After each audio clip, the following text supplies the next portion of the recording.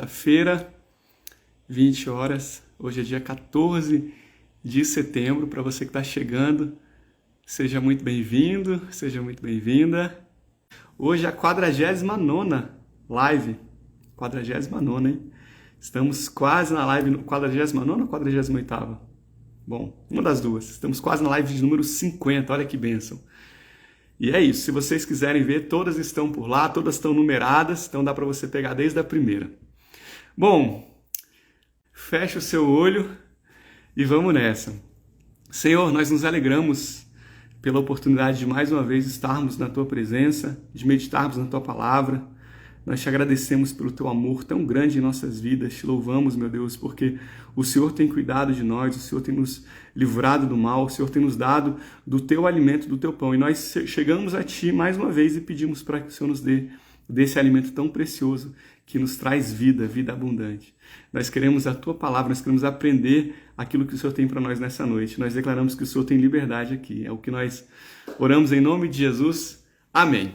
Beleza, então vamos lá, gente. Como eu estava falando, hoje nós vamos dar continuidade a nosso estudo no livro de Atos. É o nosso 7º encontro já sobre o livro de Atos. A gente está indo com um pouquinho mais de calma, porque tem muita coisa interessante para a gente analisar. Se você gosta de um mapinha, tem tempo que a gente não vê mapa, né? Mas olha, então notícia boa para você. Hoje nós temos mapa. E eu imprimi um mapa invertido dessa vez para você conseguir ver, porque eu sempre boto o mapa virado para mim e aí fica ao contrário para vocês, né? Mas dessa vez vocês vão ver o mapa da forma certa, gente. Então, se você gosta de mapa, já bota aí nos comentários, beleza? Antes disso, vamos fazer aquilo que a gente sempre faz no início das nossas lives, que é recapitular o que nós vimos na aula anterior, para que a gente possa ter uma compreensão melhor. Então, na semana passada, retrasada, nós vimos os capítulos 11 e 12 do livro de Atos. Nós iniciamos com Barnabé sendo enviado pela igreja de Jerusalém. José Barnabé, aquele que lá atrás vendeu uma propriedade em Chipre e colocou aos pés dos apóstolos. Esse Barnabé, ele é enviado pela igreja mãe para Antioquia da Síria. Antioquia da Síria, que era uma cidade muito, muito importante, terceira cidade mais importante do mundo naquela época, perdia para Roma, perdia para Alexandria, que ficava no Egito, também era colônia romana, e aí nós tínhamos finalmente a cidade de Antioquia da Síria, uma cidade grande, mais de 500 mil habitantes, enfim. E aí lá em Antioquia, ele começa a desenvolver a igreja, né? A ensinar para as pessoas. Nós sabemos que muitos cristãos partiram para Antioquia, principalmente na época em que Saulo iniciou a perseguição aos cristãos lá em Jerusalém, isso lá atrás, né? E aí o povo foge de Jerusalém e eles vão também para Antioquia, vão para o Chipre, vão para Antioquia e lá tem muita gente, então Barnabé é enviado para lá, a igreja começa a crescer e nós vimos na semana passada que os capítulos 11 e 12 do livro de Atos, eles estão um pouquinho fora da sequência, né? A sequência certa aí mistura os dois capítulos, como nós falamos semana passada. Se você perdeu, você pode ver depois no YouTube. Aliás, eu estou falando semana passada, foi semana retrasada, tá? Se eu falar de novo, você só ignora. Você sabe que foi na semana retrasada, porque semana passada nós não tivemos por aqui. Beleza? Enquanto Barnabé está lá em Antioquia, em Jerusalém, o bicho está comendo. Nós temos Herodes Agripa, ele vai, mata Tiago, o primeiro apóstolo que é morto, que é martirizado, e ele prende Pedro. E a gente viu na semana passada aquela fuga de Pedro da prisão, auxiliado por um anjo. Foi bastante interessante. Logo depois que ele sai da prisão, ele vai para a casa de Maria, mãe de João Marcos, que depois vai escrever o Evangelho de Marcos. Beleza? Lá a igreja estava reunida, orando justamente para que Pedro fosse liberto. Voltando lá para Antioquia, Barnabé passa uns anos, a igreja vai crescendo, e ele se lembra de Paulo. Ele vai até Tarso, que era onde Paulo estava, busca Paulo, leva lá para Antioquia da Síria, e aí nós vemos então que eles passam um ano em Antioquia, até que há uma fome, eles são enviados lá para Jerusalém, a igreja mãe, com uma oferta, e depois eles voltam para Antioquia, dessa vez acompanhados de João Marcos. Tá? Foi aqui que nós paramos na semana passada. Hoje a gente vai então começar a partir do capítulo 13, com a primeira viagem missionária, né, que foi enviada oficialmente pela igreja.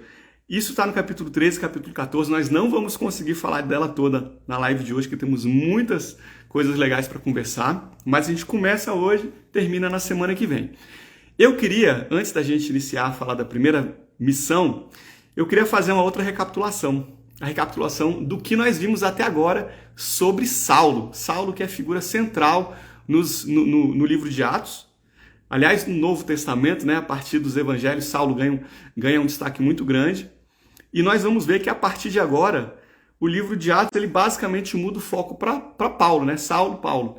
Então eu queria recapitular com você um pouquinho do que a gente viu até agora sobre Saulo, tá? Bom, Saulo nasceu então em Tarso, lá na Cilícia. Depois Saulo, em algum momento da vida dele, na juventude, na infância dele, ele vai para Jerusalém para estudar com Gamaliel. Gamaliel era o principal rabino da época e Saulo aprende justamente com Gamaliel. Provavelmente, depois que Saulo vira rabino, ele volta para a sua cidade natal. Nós não temos essa informação, mas é muito provável que ele volta para lá. Fica lá em Tarso, enquanto Jesus estava no seu ministério terreno. E depois que Jesus morre, ressuscita e vai aos céus, a igreja de Jerusalém começa a crescer. Tarso vai até Jerusalém e se torna o maior perseguidor da igreja. Em determinado momento, ele pega cartas com o sumo sacerdote, lá em Jerusalém, para que ele pudesse ir para Damasco prender os cristãos. Prender alguns, ele autorizava a morte de outros, né? Enfim, quando ele está no caminho para Damasco, algo muito precioso acontece. Ele ele vê Jesus, né? Aquela forte luz chega, ele vê Jesus, escuta Jesus e ele vai para a cidade de Damasco, passa 3 dias sem visão, até que a visão dele é restaurada, né? Ananias é enviado para restaurar a visão de Saulo. Saulo fica um tempinho em Damasco, depois ele corre lá para a Arábia. Quando a gente escuta Arábia, a gente pensa que é Arábia Saudita. Nós não estamos falando da Arábia Saudita, tá? Nós estamos falando justamente da cidade de Nabateia. Nabateia, que ficava ali mais ou menos no sudeste de Israel, tá? Então, a gente já sabe, nós temos acima o Mar da Galileia, abaixo o Mar Morto, logo do lado do Mar Morto era a região da Nabateia. Então é para ali que Saulo vai, passa aproximadamente 3 anos, volta para Damasco. O que ele ficou fazendo esses 3 anos lá? Muito provavelmente recebendo as revelações do próprio Jesus. Nós já falamos sobre isso com mais detalhes, eu não vou entrar nisso aqui. Depois você pode voltar e rever as lives sobre o livro de Atos. Mas ele volta lá para Damasco e aí ele decide descer para Jerusalém. Provavelmente Saulo, até então, né, acha que ele vai ser recebido em Jerusalém e ele vai virar um dos líderes da igreja, né? Afinal, ele era o mais preparado, ninguém tinha dúvida disso. Ele era o homem mais preparado quando se trata do judaísmo. Ele era um fariseu, ele era da tribo de Benjamim, ele era rabino, ele conhecia toda a Torá de cós salteado, mas quando ele vai para Jerusalém, para surpresa dele, ele não consegue encontrar com todos os apóstolos. Ele achou que ele ia ser bem recebido, mas o povo ainda está meio temeroso. Barnabé tem que ir lá falar bem dele. Ele passa cerca de 15 dias, só encontra com Pedro e com Tiago, não apóstolo, mas sim o irmão de Jesus. E depois ele é mandado embora. Vai embora daqui, a perseguição está muito forte por sua causa. Foge daqui, Saulo. E mandam Saulo lá para a cidade de Tarso, onde acredita-se que ele fique por 10 anos. Gente, 10 anos na cidade de Tarso. É um período em que a gente não tem muita notícia sobre o que ele acabou fazendo. Acredita-se que lá, claro, ele andou levantando algumas igrejas, né? Iniciando algumas igrejas, mas nós não temos essa certeza. Fato é que depois que Barnabé é enviado para Antioquia da Síria e passa um tempo em Antioquia, vamos lá, deixa eu já mostrar um mapinha para você. Nós temos aqui, ó, Jerusalém está aqui embaixo e aqui em cima está Antioquia da Síria. Quando ele vai para Antioquia da Síria, Barnabé, ele se lembra de Saulo depois de um tempo, vai até lá, busca Saulo de Tarso, eles vão juntos para Antioquia, passam um ano, vão para Jerusalém com oferta para a igreja mãe, voltam para Antioquia e pronto. Agora as nossas duas recapitulações estão completamente alinhadas, a da semana anterior, da última live, e a da vida de Saulo até esse momento. Ficou claro, gente? Podemos iniciar, então, depois dessa introdução um pouquinho maior, o nosso conteúdo de hoje? Se ficou claro, coloca aí para mim nos comentários, que a gente vai iniciar, então, pela leitura do capítulo 13 de Atos, a partir do versículo 1, que fala assim, ó: E na igreja que estava em Antioquia, Antioquia da Síria. Tem outras Antioquias, viu? Várias outras, cerca de 16 no Império, naquela época, espalhadas pela Grécia. Então, e na igreja que estava em Antioquia, havia alguns profetas e mestres, a saber, Barnabé, Simeão, chamado Níger, Lúcio, Cireneu, Manaém, que fora criado com Herodes, o tetrarca, e Saulo. E servindo eles ao Senhor e jejuando, disse o Espírito Santo: apartai-me Barnabé e Saulo para a obra que os tenho chamado. Então, jejuando e orando, pondo sobre eles as mãos, os despediram. Vamos lá, como eu falei, Antioquia, terceira cidade mais importante do mundo, já estava aí com a igreja estabelecida até esse momento, e nós vemos que Lucas fala que lá tinham profetas e mestres. Ele cita 5. Cita Paulo e Barnabé, você já conhece muito bem os dois. Ele cita também Simão Níger. Esse nome Níger no original significa negro, tá? Então é por isso que muitos acreditam que ele venha justamente da África. Não só ele era da África, provavelmente, mas também nós temos aqui um Cireneu, né? Aqui Lúcio Cireneu. Cirene, que era uma cidade que ficava na costa norte-africana, uma nação, né? Então nós temos mais um africano aí nesse meio, entre esses 5 profetas e mestres citados por Lucas. E nós vemos ainda Manaém, que foi criado com Herodes. Esse Herodes aqui é aquele Herodes que mandou matar João Batista. Então Manaém tinha aproximadamente 60 anos de idade. Quando fala criado com Herodes, pode ser que ele fosse um escravo, que tivesse nascido mais ou menos no tempo em que Herodes nasceu, teve a mesma ama de leite, cresceram juntos, um como escravo, o outro virou depois o governador. Mas, independente dele ter sido um escravo ou não na casa de Herodes, fato é que ele teria muita proeminência, muito status a essa altura da vida dele, tá? Bom, gente, já vimos que era uma igreja muito diversificada, né? Olha, tinha de tudo por lá. E olha que diferença, né? Os dois são criados juntos, Herodes e Manaém. Herodes escolhe perseguir os cristãos, enquanto Manaém resolve se converter e virar um cristão. Olha que coisa, né? A vida, as escolhas que nós fazemos, onde que elas nos levam. Bom, eles estavam orando e jejuando, e o Espírito Santo, provavelmente através de um desses 5, fala: olha, separa para mim Saulo e Barnabé? Não, Barnabé e Saulo, porque até aquele momento quem era o líder não era Saulo, era Barnabé, tá bom? Eles são separados justamente para a primeira viagem missionária. Eu já falei aqui, vou perguntar para ver se vocês estão atentos. Eles vão sozinhos para essa viagem missionária? Ou tem mais alguém que vai com eles? Enquanto você vai escrevendo aí nos comentários, vamos então para o nosso mapa. Como nós vamos ver a primeira viagem missionária, vai ter mapa, né? Vai ter mapa na live de hoje. Então vamos lá. Eles estão, gente, justamente aqui na cidade de, deixa eu ver aqui, Antioquia da Síria. Vê se dá para ler, gente. Antioquia da Síria, tá? Aqui é o Mediterrâneo. Lembrando, aqui está o mapa da Europa, tá? Aqui é a Itália, aqui é a Grécia, aqui é a costa do que hoje é a Turquia. Eles estão saindo, esse recorte é justamente dessa região, ó, tá? Esse mapa que nós estamos vendo aqui.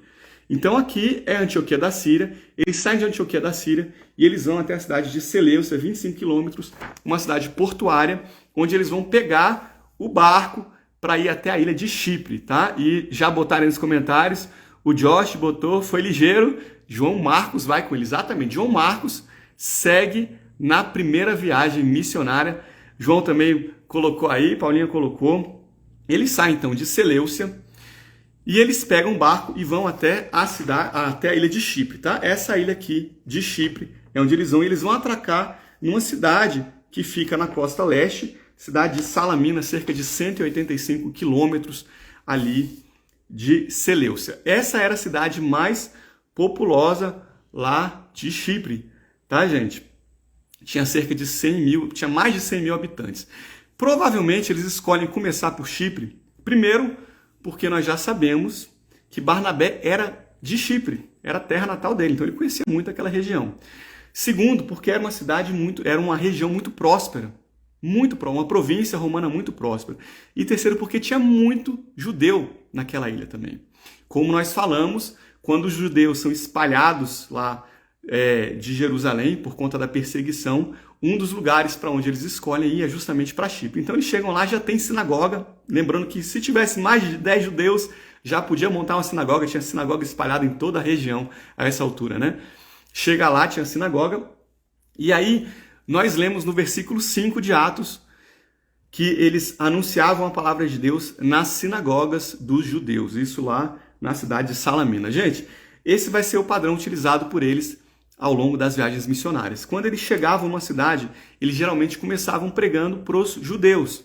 Né? Lembra, Paulo fala isso, a salvação vem primeiro aos judeus, depois aos gentios. Ele escolhe então iniciar sempre pelos judeus, provavelmente até por uma questão estratégica. Né? Os judeus, além de ser o povo eleito de Deus, e por isso ele dava preferência para os judeus, né?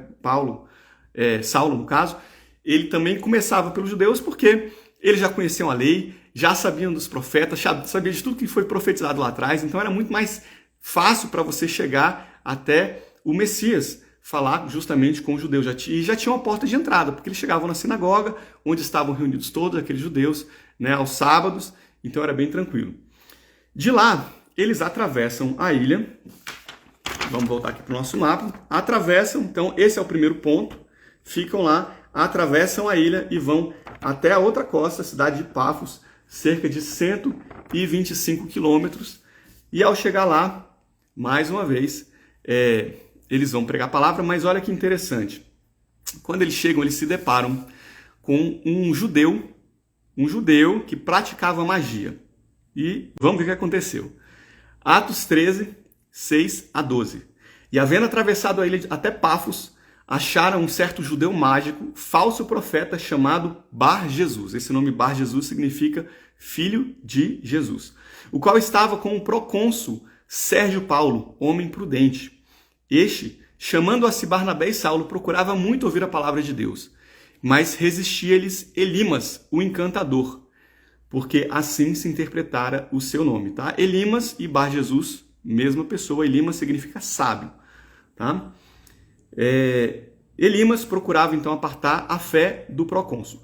Todavia Saulo, que também se chama Paulo, olha aí, primeira vez que nós vemos então Saulo se chama Paulo. Todavia Saulo, que também se chama Paulo, cheio do Espírito Santo, fixando os olhos nele, disse: ó filho do diabo, cheio de todo engano, de toda malícia, inimigo de toda justiça, não cessarás de perturbar os retos caminhos do Senhor? Eis aí, pois agora, contra ti a mão do Senhor, e ficarás cego, sem ver o sol por algum tempo. E no mesmo instante a escuridão e as trevas caíram sobre ele, e andando à roda buscava a quem o guiasse pela mão. Então o procônsul, vendo o que havia acontecido, creu maravilhado na doutrina do Senhor. Gente, então eles chegam até a cidade de Pafos, e lá o procônsul fica interessado no que eles estavam ensinando. Chipre era uma província senatorial. Naquela época existiam dois tipos de província, a província senatorial e a província imperial. A província imperial estava diretamente ligada ao imperador romano, então respondia ao imperador. A província senatorial era um pouquinho menos importante, assim, menos forte politicamente, e ela respondia diretamente ao Senado. Tá? Quando você tinha uma província senatorial, a autoridade, o oficial romano que governava era chamado de procônsul. Então, nós tínhamos um procônsul que era o equivalente lá ao governador da província senatorial de Chipre. E esse procônsul era Sérgio Paulo que foi senador romano por muito tempo, tá? Um homem de muita proeminência. O procônsul, ele era enganado por um judeu chamado Bar Jesus, filho de Jesus, né? O nome dele, que praticava magia. Provavelmente aquele procônsul achava que esse homem era verdadeiramente um servo do Senhor, alguém que conseguia ouvir a voz do Senhor, né?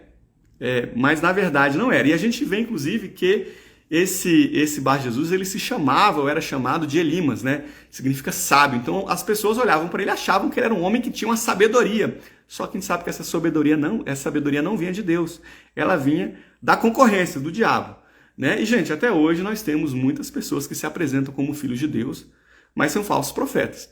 E nós temos que tomar muito cuidado com isso. Muito cuidado, principalmente aqueles que são novos na fé, que são mais facilmente enganados. Né? Então a pessoa pensa que está seguindo a sã doutrina, mas na verdade ela está num caminho de morte, ela está sendo enganada. Isso é muito triste. A única forma que a gente tem de se blindar é justamente pela palavra do Senhor.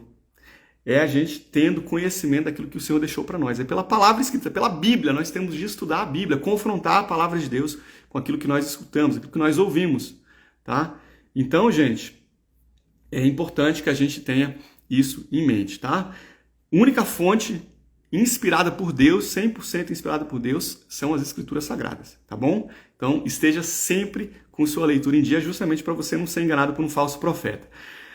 João botou aí, Jerusalém estava uma província imperial ou senatorial? Era imperial, tá? A província de Jerusalém. Jerusalém, na verdade, a Judéia era uma província imperial, Chipre, província senatorial.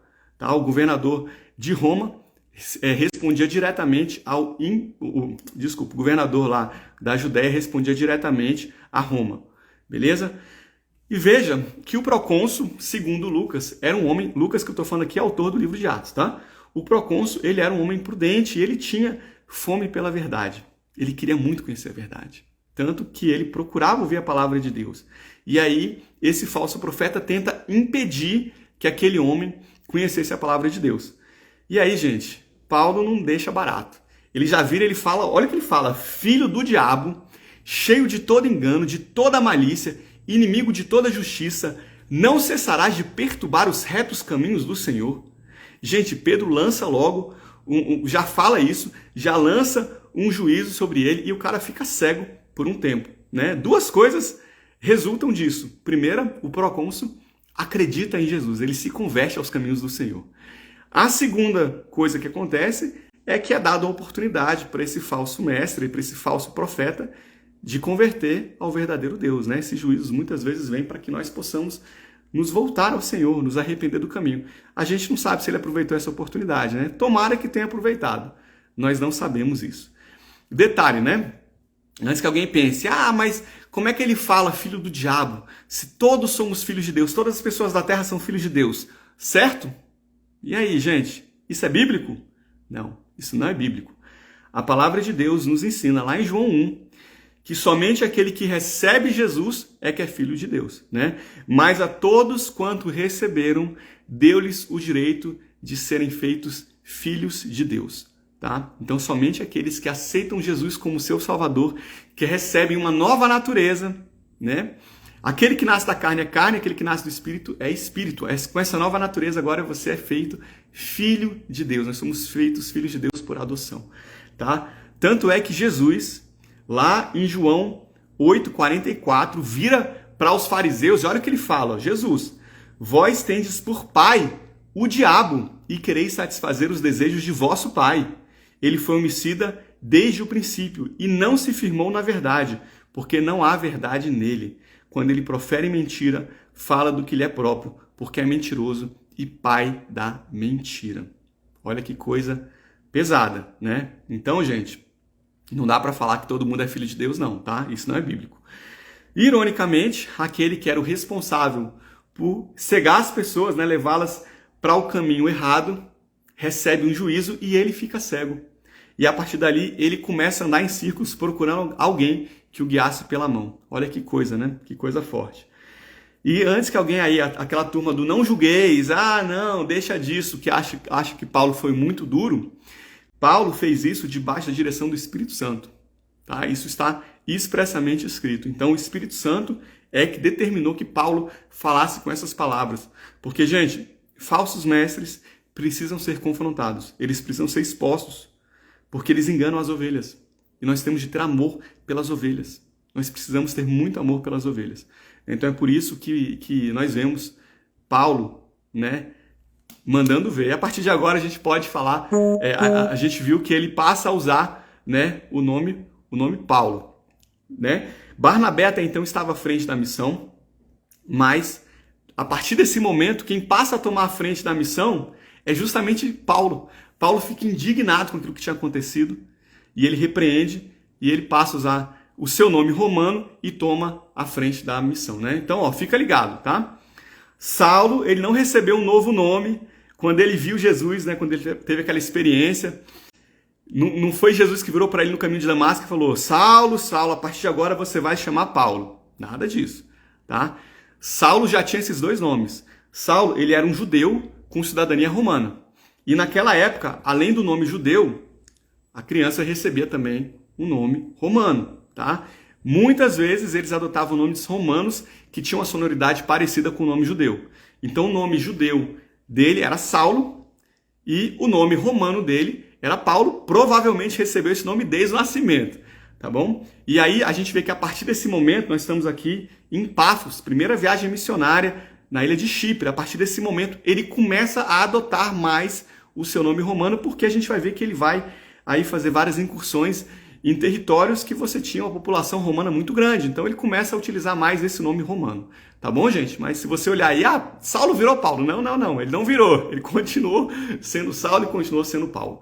Beleza? Bom, seguindo a nossa história aqui, então, depois que eles pregam lá em Chipre, deixa eu ver se esse é eu tenho um mapa aqui que é para eu ver e tem um mapa que é para vocês verem aí, né? Então, eles acabam, né, passam um tempo em Chipre e eles saem daqui e eles finalmente pegam aqui o barco e eles vão lá para a cidade de Perge, na Panfilha, tá bom, gente? Panfilha, que fica na região da Ásia Menor. Você vai ver essa expressão Ásia Menor bastante também nas cartas, principalmente quando a gente vai lá para o livro de Apocalipse. As igrejas ficavam na região da Ásia. Então nós temos aí, eles vão lá para Perge. Perge ficava aí cerca de 20 quilômetros da costa. E lá em Perge, aí acontece aquilo que o nosso João aqui já antecipou, né? Ele falou que o João Marcos, ele não acompanha toda a missão, né? Ele vai embora mais cedo. E é justamente aqui em Perge da Panfilha que ele faz isso. João Marcos, então, decide voltar para Jerusalém. Ele desiste. E ele vai para Jerusalém. Eu acho que você vai lembrar que a mãe dele morava em Jerusalém, Maria, né? Onde eles estavam orando quando Pedro estava preso. Então ele vai lá para Jerusalém, embora eles tivessem saído de Antioquia da Síria, né? Que fica ao norte, bem ao norte de Jerusalém. Perguntinha: por que João Marcos vai embora mais cedo? Gente, nós não sabemos. A palavra não fala por que ele vai embora mais cedo. Algumas teorias são levantadas, né? Vou falar alguma delas para vocês. Primeiro, ele pode ter ficado chateado, porque quando eles saíram lá de Antioquia da Síria, o seu primo, Barnabé, é que estava comandando a expedição. Ali, depois daquilo ali, Paulo começa a comandar, às vezes ele ficou chateado, não queria muito isso, desistiu. Segunda probabilidade aí, ele era jovem, achou que fosse fazer uma viagem de turismo, que ia ter muito momento de curtição, não era o que ele pensava, decidiu voltar quando ele viu que o esquema lá era mais complicado, né? Outra possibilidade, ele era judeu, ele não estava gostando muito aí, não estava ainda assimilando, engolindo muito bem, digerindo muito bem essa história de salvação somente pela fé, de não ter, né, que fazer que obedecer aquela lei igual os judeus normalmente obedeciam daquela forma. Pode ser que aquilo ali tenha sido muito para ele, vão embora. Outra probabilidade, né? Ele pode ter ficado com medo de adoecer. Por que a gente fala dessa probabilidade? Lá em Gálatas, capítulo 4, versículo 14, Paulo fala que ele prega pela primeira vez na Galácia justamente por conta de um espinho na carne. Um espinho na carne. Esse espinho na carne, para muitos, é uma enfermidade que ele contraiu justamente naquela região, que era uma região muito alagadiça. Tinha muita malária naquela época. Então, para muitos, Paulo pode ter contraído malária. Tá? E malária dava dor de cabeça muito forte e afetava a visão. Tanto é que quando você vai para as cartas de Paulo, inclusive lá em Gálatas isso acontece, em várias cartas a gente vê Paulo falar da letra grande que ele usava para escrever. Em algumas, inclusive, ele só escreve o fechamento, né? Se você for lá para o final de Gálatas, está falando assim: vê com que grandes letras eu vos escrevi por minha mão. Então, provavelmente ele escreve com grandes letras porque ele já estava com a visão um pouquinho afetada, né? Pode ser que isso tenha acontecido. E aí eles pensam, o João Marcos pode ter pensado: eu sou muito jovem para pegar uma doença dessa também, vou embora. Quando a gente lê o relato lá em Atos 13, parece que isso foi uma coisa bem tranquila, que ele foi embora e o resto seguiu viagem. Mas quando a gente vai um pouquinho mais para frente, capítulo 15 e 16, quando eles estão se preparando para a segunda viagem missionária, Barnabé quer levar João Marcos e Paulo não quer levar João Marcos. Paulo fala que ele não vai levar aquele que havia abandonado os dois na primeira viagem. Então a gente vê que, independente de qual foi o motivo, isso não pegou bem para Paulo. Tá? Ele não gostou E aí, inclusive, o problema foi tão grande que Barnabé foi para um lado com o primo e Paulo foi para o outro lado. A gente vai ver isso ainda nas nossas conversas futuras, tá? Lulu perguntou, Perge e Pérgamo são a mesma cidade? Não, não são a mesma cidade, tá? São cidades diferentes. Beleza. João perguntou, malária não é nativa das Américas? Não sei, João. Isso aí eu não vou saber. Eu sei que tem malária lá, tá? Acho que não é nativo das Américas, não. Mas aí eu vou deixar para alguém que... A Bia está aqui. Bia, nossa doutora, se ela estiver na live, eu vi que ela entrou aqui. Se ela ainda estiver, se ela souber também se malária é nativa das Américas, você fala aí, Bia. Mas tinha malária também naquela região, tá bom, gente? Bom, vamos lá. Nós estamos... sim. Então, eles impedem o que a gente tem de Perge, justamente essa informação que um vai para o canto, outros vão para o outro canto, né? De lá de Perge, vamos para o mapa novamente. Agora eles estão aqui em cima, ó, eles saíram daqui, vieram para o Chipre, ficaram nessas duas cidades, vieram para Perge, e aqui, daqui eles partem justamente para a cidade de Antioquia. Só que agora não é mais Antioquia da Síria, é Antioquia da Pisídia, tá bom? Antioquia da Pisídia, uma outra cidade importante também, mas não tão grande quanto a Antioquia da Síria. Essa cidade ficava a 125 quilômetros aí de Perge, então cerca de 150 quilômetros lá do Mediterrâneo. Era um trajeto complicado de fazer, porque a cidade de Antioquia ficava a cerca de 1.000 metros de altitude, então tinha que subir tinha que andar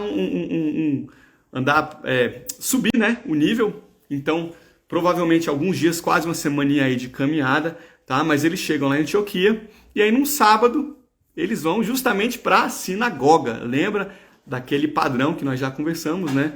Que ele vai sempre para a sinagoga, né? Na cidade que tem sinagoga, ele vai primeiro para a sinagoga e lá ele primeiro ensina a palavra para os judeus. E nessa ocasião ele é convidado para dar uma palavra para os judeus e para aqueles tementes a Deus. Nós já falamos que essa expressão temente a Deus é usada para os gentios, que são simpatizantes ao judaísmo, né? E quando o gentio ele decide aderir ao judaísmo, né, a ponto dele inclusive circuncidar, o termo que a gente usa é prosélito, tá bom? Mas a gente vai ver muito essa expressão, os tementes a Deus, os piedosos, tementes a Deus, é justamente aqueles gentios que gostavam do judaísmo, mas ainda não tinham se circuncidado, tá? Então não eram considerados judeus para todos os fins.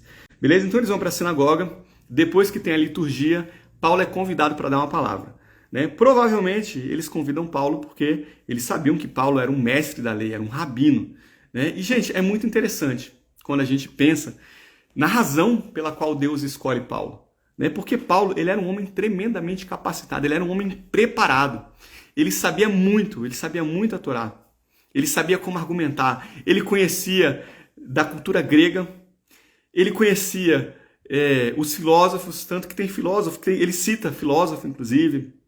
Ele era um cara muito, muito preparado. E Deus usa esse homem que é extremamente preparado para ser o maior nome ali, né, da igreja primitiva. Então a gente tem que tomar cuidado. Tem uma frase, eu inclusive já usei essa frase, mas a gente tem que tomar cuidado quando a gente fala essa frase, né, que fala que Deus não escolhe os capacitados, mas capacita os escolhidos. Essa frase, ela não está na Bíblia, tá? Por isso que a gente tem que tomar cuidado com ela. Porque quando a gente vê essa frase, parece que Deus escolhe aquela pessoa menos preparada e capacita. Como se a pessoa tivesse uma desculpa para, vou ficar aqui relaxado, então não vou fazer nada. Deus falou que eu vou ser um pregador da palavra, então eu vou ficar aqui de boa enquanto Deus não me capacita. Porque um momento Deus vai fazer aquele download lá, né? Vai me dar aí todos os códigos. Gente, Deus pode fazer isso? Até pode. Mas eu vou te falar que muito certamente, eu não quero falar 100%, porque eu não vou falar isso porque Deus pode. Mas muito provavelmente Ele não vai fazer isso. Porque Ele vai te usar com aquilo que você tem. E na medida em que você vai se capacitando, Ele vai te dando ainda mais da capacitação. Então, é melhor a gente falar que Ele escolhe os que estão se capacitando. E aí Ele vai capacitando essa pessoa ainda mais, né? Então Deus capacita os que já começam a se preparar, tá? Tanto que a palavra de Deus, ela repreende o preguiçoso. Provérbios 6:6. Vai ter com a formiga, ó preguiçoso. Olha para os seus caminhos e ser sábio. né? A formiga não tem chefe, ela não precisa de chefe, precisa de ninguém mandar, e ela faz aquilo que é devido. Quando a gente vai lá para 2 Tessalonicenses 3,10, a gente vê também, ó, porque quando ainda estávamos conosco, vos mandando isso, que se alguém não quiser trabalhar, também não coma. Então, se a pessoa não quer trabalhar, não vai comer. Ou seja, não pode ser preguiçoso, tem que ser uma pessoa preparada. A nossa apóstola, a apóstola Lúcia, ela fala, ó, sempre que ela vai passar alguma coisa pra gente lá, ela fala, né, filho? Deus não escolhe quem tá à toa, não. Quanto mais a pessoa trabalha, mais essa pessoa é escolhida para a obra. E a gente vê que isso acontece de fato, né? Então, assim, como regra, é assim que o reino funciona. A pessoa está se capacitando, está se preparando, e aí ela é usada por Deus. Então, se Deus te deu uma palavra, eu vou te mandar para os 4 cantos da terra, você vai ser um pregador. Você vai ser, nossa, amém. Que Deus te abençoe para que você seja um pregador poderoso da palavra. Mas vai se preparar. Vai ler a palavra, vai engolir a Bíblia, porque pregador tem que ser um estudioso, tem que se dedicar. E vai estudar inglês, se você vai ser mandado para os 4 cantos da terra, a não ser que seja para os 4 cantos do Brasil, né? Mas se for do mundo, vai estudar também. Ou você acha que você vai chegar no lugar e vai usar os sinais para se comunicar? Ou você vai chegar lá e vai falar da sua vida? Não, você vai ter que chegar lá e falar inglês e falar daquilo que o Senhor tem para falar. Mas o Senhor vai usar aquilo que você estiver aprendendo, que você estiver se capacitando. Beleza? Então, gente, ó, manda bala aí, tá? Se prepare, se capacite. A gente vê, inclusive, com Paulo, beleza, teve coisa que aconteceu com ele que não veio dele. Por exemplo, o fato dele ser romano. Ele não se esforçou para ser romano, né? Mas Deus, na providência de Deus, fez com que ele nascesse também com cidadania romana. E aí, além disso, ele estuda, ele se prepara e vira um rabino. Essa providência dele de ser romano é importante também, né? Porque, olha só, a gente vê que em um determinado momento Paulo tem um desejo de ir para Roma, mas ele estava tentando levantar recurso. E aí quase que Deus manda Paulo na 4ª viagem missionária, né? Até é brincadeira falar isso, porque ele vai preso, a gente sabe. Só que ele aproveita essa viagem, essa ida dele preso, para pregar o evangelho. Lá em Roma ele prega inclusive para os da casa de César. Ele é usado poderosamente lá em Roma, ele tem uma certa liberdade, e ele é basicamente bancado pelo Estado, então ele vai às custas do Estado romano, do Império Romano, ele prega lá, ele evangeliza, e ele tinha liberdade lá para receber as pessoas para pregar o evangelho, né? Então, veio a calhar muito bem, aí foi providência de Deus. Mas isso foi unido ao esforço de Paulo, e essa combinação fez com que surgisse esse homem poderosíssimo. Então, gente, se prepare, se capacite, independente do chamado que Deus tem para você.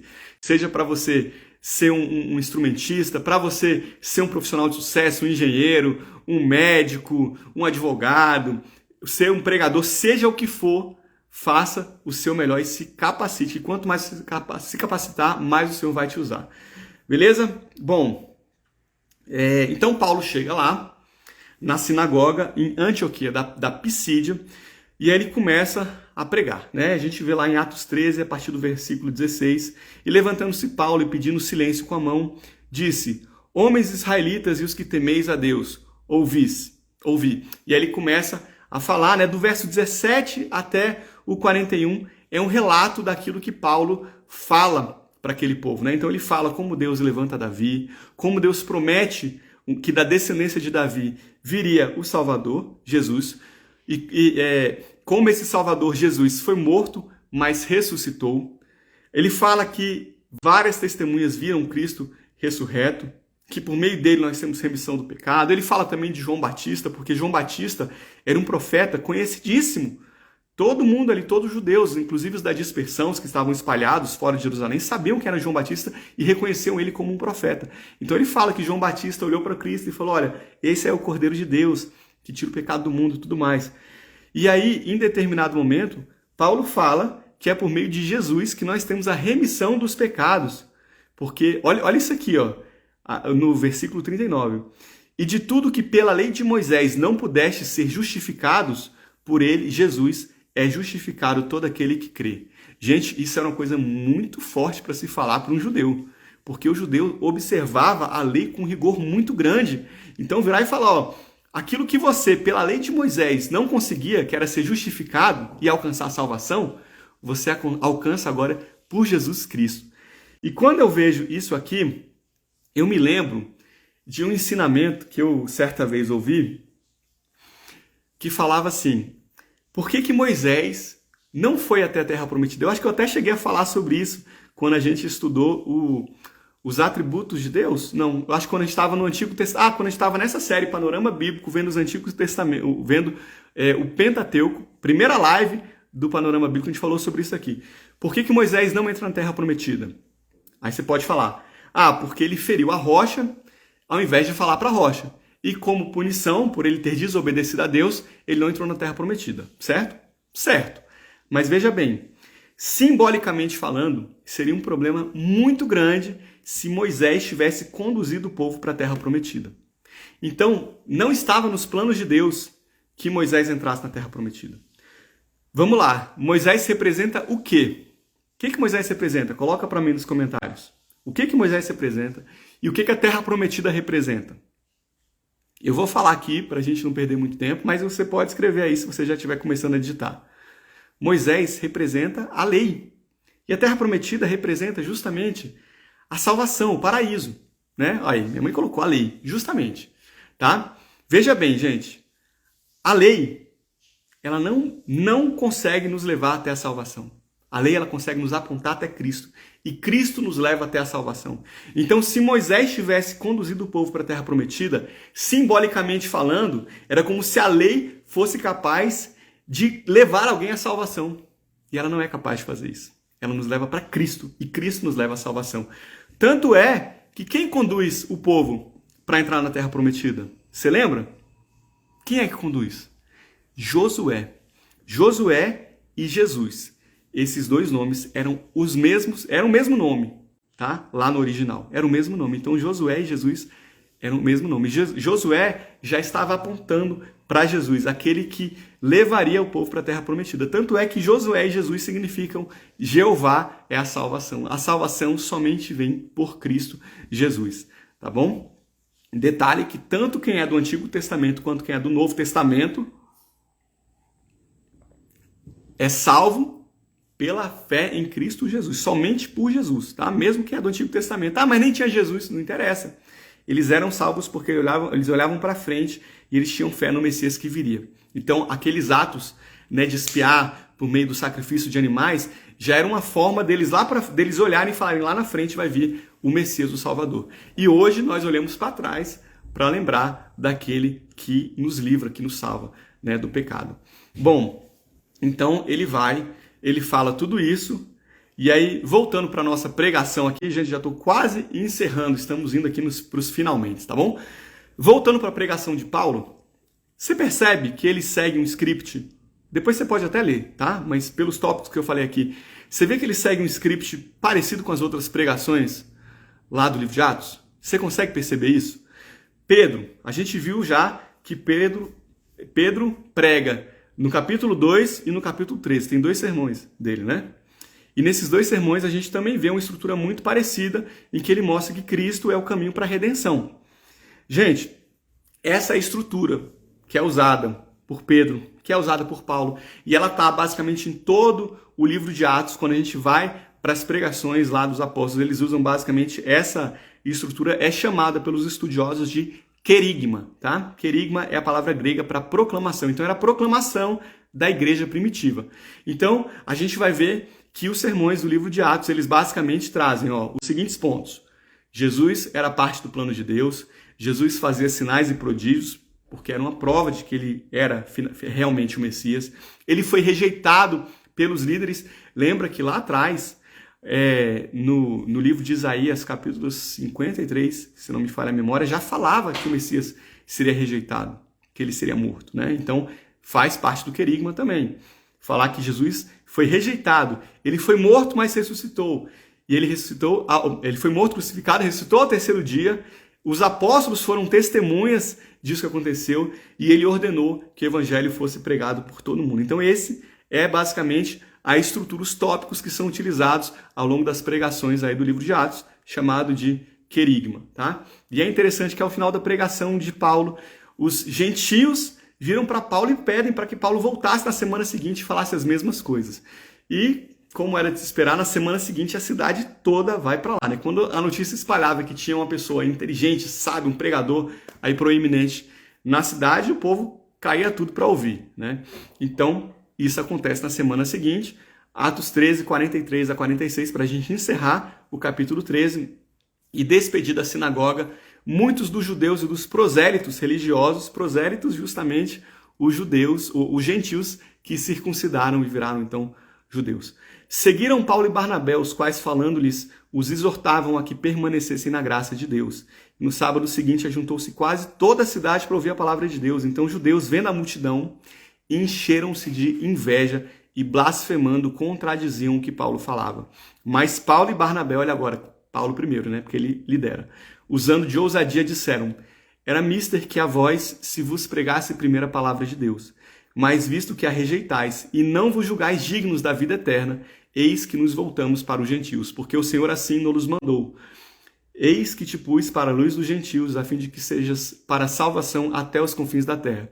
E os gentios, ouvindo isso, alegraram-se e glorificavam a palavra do Senhor. E creram todos quanto estavam ordenados para a vida eterna. E a palavra do Senhor se divulgava por toda aquela província. Ou seja, os judeus, eles ficam cheios de inveja, porque eles veem a multidão indo lá para ouvir Paulo pregar. E aí eles começam a confrontar o ensinamento de Paulo, a contradizer Paulo. E aí Paulo vai e fala: olha, vocês não se acham dignos de ter a salvação, então a gente vai falar para os gentios. E aí os gentios ficam alegres porque a salvação foi estendida para eles. Porém, aqueles judeus, eles incitam as mulheres da cidade, as mulheres que tinham condições, que tinham mais condição, e aí Paulo e Barnabé são perseguidos. E aí, por conta disso, eles saem da cidade de Antioquia e eles vão justamente para a cidade de Icônio, tá? Icônio, então saem daqui e vão para cá, Icônio, que fica 175 quilômetros. Era a mesma cidade, a mesma rua, a mesma estrada principal do Império Romano que ligava essa cidade dessa cidade, tá, gente? Era a mesma estrada.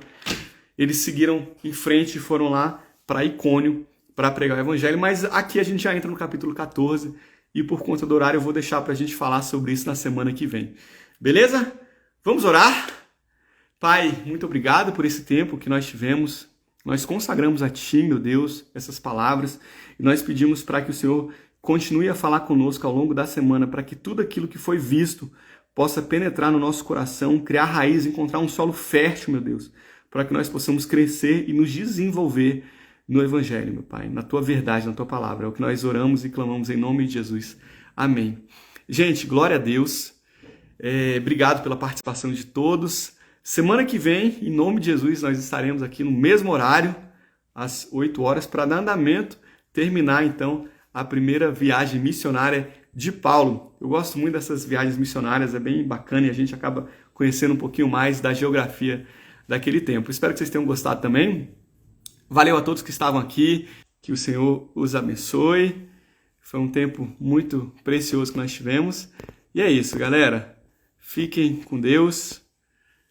Beijo no coração e semana que vem tem mais, beleza? Até lá!